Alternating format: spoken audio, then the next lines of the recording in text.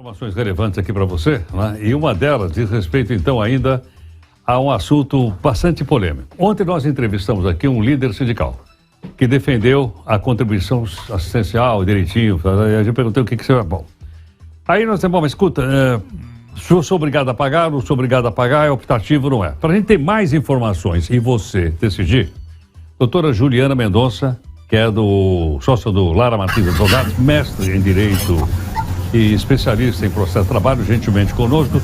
Doutora Juliana, muito obrigado aqui por atender o Jornal Nova Brasil. Eu que agradeço o convite e é um prazer estar aqui com vocês falando sobre esse assunto tão sensível, especialmente aos trabalhadores, né, porque vai sair do bolso deles.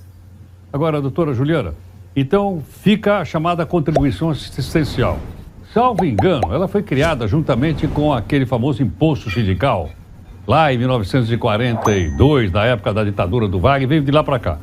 E aí derrubaram o chamado imposto sindical. E sobreviveu, então, a contribuição sindical.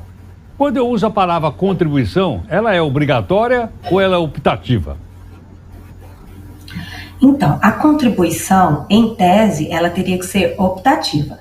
Nesse caso, vai ser optativa se o empregado se opor. Tá? Mas essa oposição, ela não ficou esclarecida no voto do STF, do tema 935, de que forma que ela vai ocorrer. Então, a gente tem presumido que vai ocorrer por meio de assembleias, né? Na assembleia vai ser definido a forma como se os empregados poderão fazer essa oposição, ou mesmo por lei.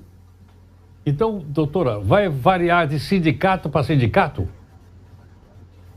Sim, a contribuição, é importante a gente fazer uma diferenciação entre a contribuição assistencial para aquela contribuição obrigatória que existia até 2017, né, até a reforma trabalhista.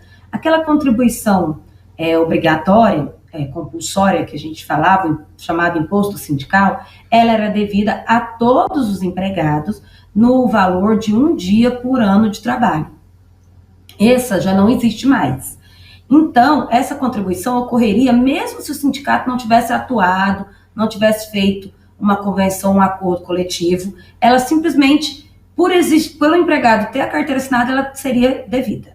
Já essa contribuição assistencial, ela só será devida se houver em assembleia a negociação coletiva, ou seja, o acordo ou a convenção coletiva, autorizando. Então, para que isso ocorra, o sindicato vai ter que negociar. Vai ter que fazer a negociação, vai ter que ter uma assembleia para isso.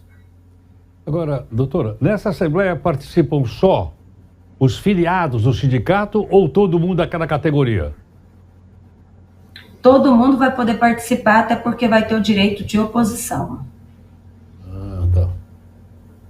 Agora, suponha que o sindicato decida que vai ter a contribuição. A pessoa pode pessoalmente ir lá no departamento pessoal e dizer, olha, eu não quero que desconte o meu salário? Somente se na assembleia tiver essa possibilidade.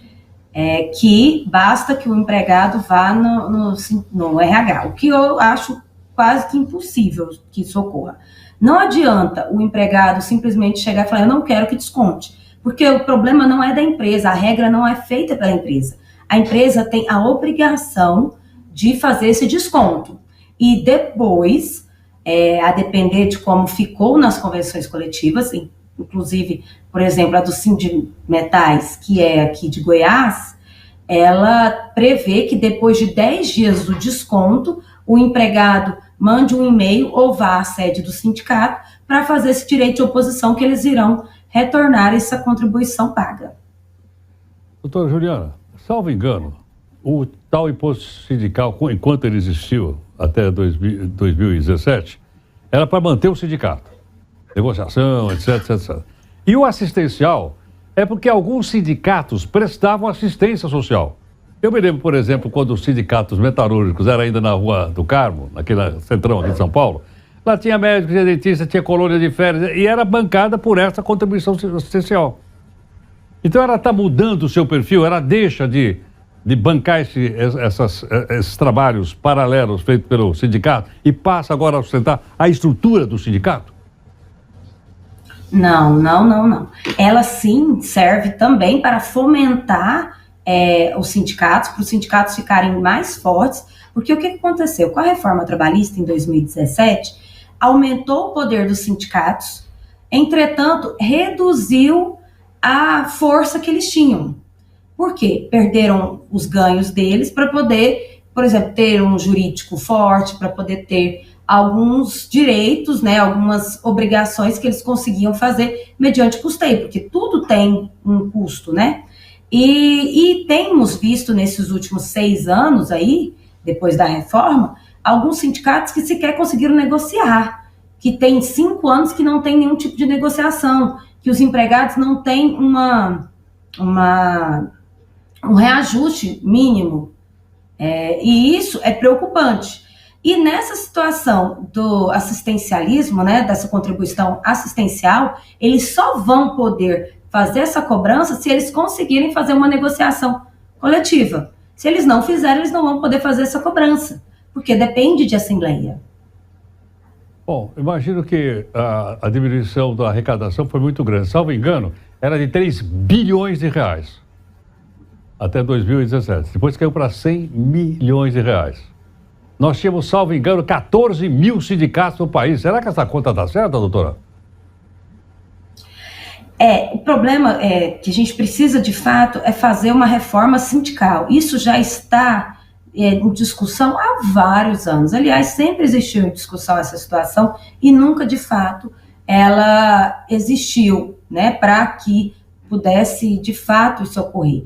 Essa questão do sindicato ser único gera uma forma de facilidade, né, para que isso não tenha concorrência, porque eu sou obrigado a contribuir com um único sindicato. Eu não tenho a opção de, o sindicato é melhor do que o meu, o sindicato da categoria, mesmo na minha categoria, ele é melhor, ele traz mais benefícios. Eu não tenho essa possibilidade. Se eu participo de uma categoria X, eu só posso contribuir para um único sindicato, eu estando satisfeito com a gestão dele ou não. Isso preocupa.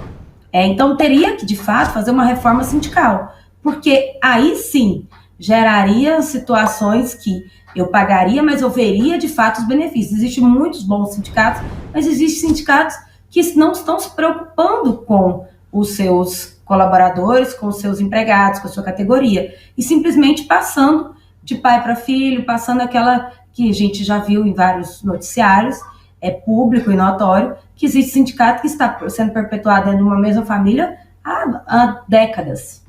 Perfeito.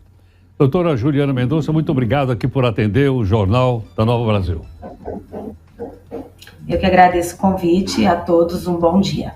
Muito obrigado. Bom, você ouviu aqui o líder sindical ontem, foi o Patar, da UGP. Hoje você ouviu a doutora Juliana dando mais explicações. E você vai formando aí sua opinião a respeito, então, da volta da contribuição assistencial, se é válido, se não é?